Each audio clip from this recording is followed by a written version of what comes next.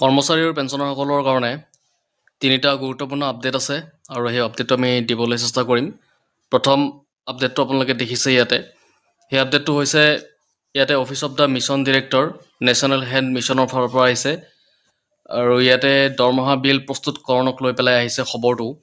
তো চাওক, পঠিয়াইছে এই চিঠিখন মিছন ডিৰেক্টৰ নেশ্যনেল হেল্থ মিছনৰ ফালৰ পৰা আৰু পঠিয়াই দিয়া হৈছে to the joint of the health services cum member ছেক্ৰেটাৰীলৈকে পঠিয়াই দিছে।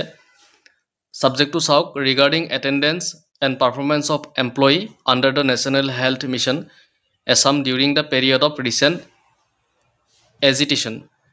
যিটো ৰিচেণ্ট NHM এমপ্লয়ীৰ ক্ষেত্ৰত যি দেখা পাইছিলোঁ আমি, এটা প্ৰতিবাদী কাৰ্যসূচী তেওঁলোকে লৈছিলে আৰু সেই ক্ষেত্ৰত এমপ্লয়ীসকলৰ এটেণ্ডেঞ্চক লৈ এই খবৰটো আহিছে আৰু ইয়াতে কি দেখিছে চাম। With reference to the subject cited above, I am request you to submit the attendance and performance report of the employee under the National Health Mission in your respective district for the period of recent agitation strike carried out by the NHM employees in the last week of October 2025 and the first fortnight of November 2025 in the following format.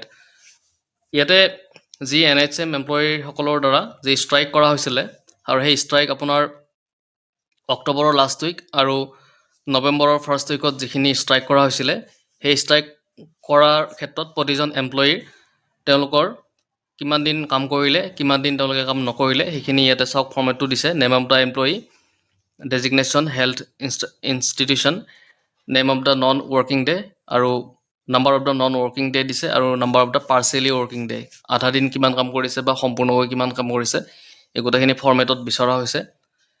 N employee wise report to be submitted to the undersigned on or before 20/11/2025 so' that the salary bills can be prepared avoiding the wages for non working partially working days employee wise. Non submission of the report on time will delay the salary of all employee across the state. তো ইয়াতে এই কথাটো কৈছে যে তেওঁলোকৰ যিহেতু বিলবিলাক প্ৰস্তুত কৰা হ'ব আৰু সেই বিল প্ৰস্তুত কৰাক লৈ পেলাই তেওঁলোকে কিমান দিন নাথাকিলে, নন ৱৰ্কিং ডে তেওঁলোকৰ কিমান দিন কাম কৰা নাই বা কিমান দিন পাৰ্চিয়েলি কাম কৰিলে, সেইখিনি বস্তু ইয়াতে দিব দিছে যাতে তেওঁলোকৰ চেলাৰী বিলবিলাক প্ৰিপেৰেশ্যন কৰিব পৰা যায়। তো এইটো আছিলে প্ৰথম আমাৰ খবৰটো। আমি এতিয়া দ্বিতীয় খবৰটোলৈ আহিছোঁ। আজিৰ ভিডিঅ'ৰ দ্বিতীয় গুৰুত্বপূৰ্ণ খবৰটো আপোনালোকে ইতিমধ্যে স্ক্ৰীণত দেখিছে। এই খবৰটো গভৰ্ণমেণ্ট অফ আছামৰ ফালৰ পৰা আহিছে, জেনেৰেল এডমিনিষ্ট্ৰেশ্যন ডিপাৰ্টমেণ্টৰ ফালৰ পৰা। 17 নৱেম্বৰ তাৰিখে এই খবৰটো আহিছিলে। List of holidays for the year 2026 in the state of Assam. অসমৰ 2026 চনত যিখিনি হলিডে হ'ব, বন্ধ হ'ব, সেই বন্ধৰ লিষ্টখিনি ইতিমধ্যে আহিছে। আপোনালোকে ইণ্টাৰনেটত এইখিনি পাই যাব। ৱেবছাইট ভিজিট কৰাৰ লগে লগে যিমানখিনি ডেট আছে গোটেইকেইটা ডেট পাই যাব। ইয়াতে মই দেখুৱাই দিছোঁ অকণমান, আপোনালোকে চাওক। এনেকৈ ধুনীয়াকৈ লিষ্টবিলাক ইতিমধ্যে পাব্লিছ কৰা হৈছে। চাওক, এনেকৈ ধুনীয়াকৈ পাব্লিছ কৰি দিয়া হৈছে আৰু ইয়াতে অকণমান কথা লিখা আছে, 7, 8, 9, 10 এই পইণ্টবিলাক। আমি এই পইণ্টবিলাক আজিৰ ভিডিঅ'টোত আমি আলোচনা নকৰোঁ। ইয়াৰে পিছৰ ভিডিঅ'ত এই যিবিলাক পইণ্ট আছে, পইণ্টবিলাক আমি আলোচনা কৰিম, কি কি কথা ইয়াতে লিখা হৈছে। আজিৰ ভিডিঅ'ৰ তৃতীয় গুৰুত্বপূৰ্ণ খবৰটোলৈ আহিছোঁ। আজিৰ ভিডিঅ'ৰ তৃতীয় গুৰুত্বপূৰ্ণ খবৰটো আপোনালোকে দেখিছে স্ক্ৰীণত। স্বাস্থ্যসেৱা সহজ, নগদবিহীন আৰু দ্ৰুত কৰা হৈছে আয়ুষ্মান অসম মুখ্যমন্ত্ৰী লোকসেৱক আৰোগ্য যোজনা। চৰকাৰী কৰ্মচাৰী, পেঞ্চনাৰ আৰু তেওঁলোকৰ ওপৰত নিৰ্ভৰশীল সকলো এতিয়া নিৰ্বাচিত তালিকাভুক্ত চিকিৎসালয়ত নগদবিহীন চিকিৎসা লাভ কৰিব পাৰিব। মাত্ৰ আপোনাৰ সদস্য ID দেখুৱাওক।